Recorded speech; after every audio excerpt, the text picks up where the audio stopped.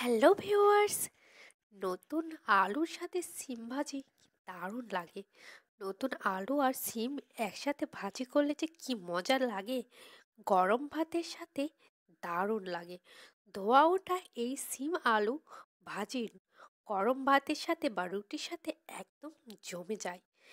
নতুন আলু আর সিমগুলো ছোট ছোট করে কেটে নিয়েছি এখানে, দেখতেই পাচ্ছেন। আলুগুলো মিডিয়াম সাইজের নিয়েছি, এজন্য চাকা চাকা করে নিয়েছি, আর সিমগুলো একটু মিডিয়াম সাইজের কেটে নিয়েছি। তো এগুলোকে এখন ভালোভাবে ধুয়ে নিয়েছি, আর ফ্রাই প্যানে তেল গরম হতেই দিয়ে দিচ্ছি। এখানে আমি কিছু পেঁয়াজ কুচি, কাঁচামরিচ চিরা আর রসুন কুচি কুচি করে নিয়েছি। তো আপনারা চাইলে রসুন নাও দিতে পারেন, তবে এই ভাজিতে রসুন দিলে কিন্তু আমার বেশ ভালোই লাগে। তো দিয়ে দিয়েছি পেঁয়াজ কুচি, রসুন আর কাঁচামরিচ চেরা, দিয়ে ভালোভাবে একটু নাড়াচাড়া করে মিক্সড করে নিয়েছি। তারপর দিয়ে দিচ্ছি আলু আর সিম। নতুন আলু আর সিমগুলোকে কেটে নিয়েছি, ধুয়ে পরিষ্কার করে নিয়েছি। নেওয়ার পরে ভালোভাবে একটু নাড়াচাড়া করে মিক্সড করে নিচ্ছি। সাথে দিয়ে দিচ্ছি কিছু হলুদের গুঁড়ো, সামান্য পরিমাণ হলুদের গুঁড়ো, আর স্বাদ মতো লবণ দিয়ে দিচ্ছি। দেওয়ার পরে ভালোভাবে এটাকে মিক্সড করে নিব।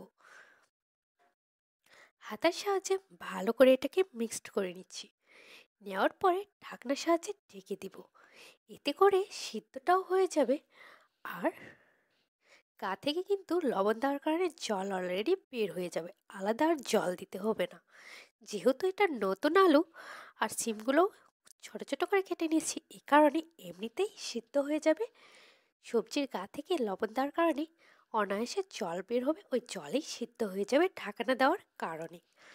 তো এভাবে যদি ভেজে খান দারুণ মজা লাগে। অল্প পরিমাণ জল দিয়ে যে ভাজার স্বাদ, তার থেকে তেলে যদি ভাজা হয় এভাবে দারুণ মজা লাগে। তো এভাবে নাড়াচাড়া করে ঢাকনা উঠিয়ে ভেজে ভেজে নিচ্ছি, ভালো করে উল্টিয়ে পাল্টিয়ে ভেজে নিচ্ছি। দেখতে পাচ্ছেন যে পাশটা হয়ে গেছে, উল্টে উল্টে দিচ্ছি অন্য পাশটা।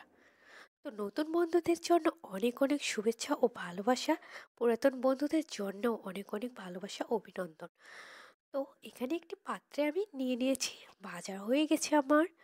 তো কিছুক্ষণ ভাজার পরে ফ্রাই প্যানেই রেখে দিয়েছিলাম, এতে করে ফ্রাই প্যানটা গরম থাকে, আর এটা আরও সুন্দরভাবে গ্যাসটা অফ করে দিলে ভালোভাবে হয়ে যায়। ধন্যবাদ সবাইকে, পাশে থাকবেন।